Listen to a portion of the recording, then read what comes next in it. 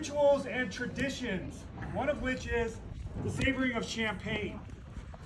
This ritual dates back to our founder, John Jacob Astor IV, in 1904, when he opened the original St. Regis on 5th Avenue in New York City. At this time, him and his wife Madeline would throw lavish parties for all the socialites, dignitaries, and diplomats at the time in New York City.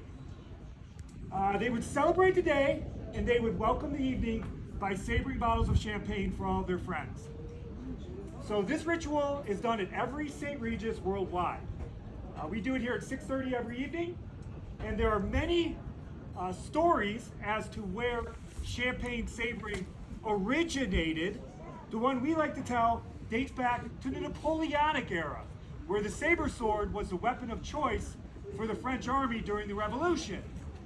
At this time, at the young age of 27, Madame Clicquot inherited a rather large champagne house after the untimely death of her husband, Francois Clicquot.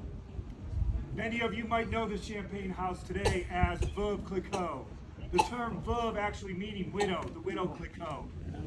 So during this time, wartime, she would put up Napoleon's officers. She had stables for their horses. She would throw them parties in victory. She would gift them bottles of champagne for their service in the war. Well, the young soldiers would holster the champagne on their saddles, and as they rode off into battle, they would draw their saber swords, pull the champagne, and saber the tops in an attempt to woo the very young, the very rich widow. So Napoleon himself was famous for drinking champagne. One quote he is known for saying is, "Champagne! In victory, one deserves champagne. And in defeat, well, one needs champagne."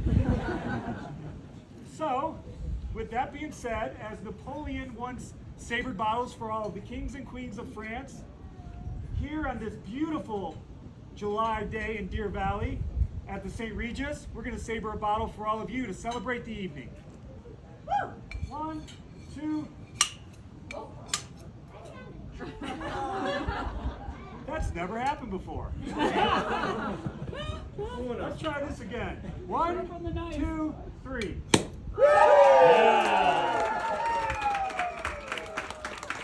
Cheers. Cheers.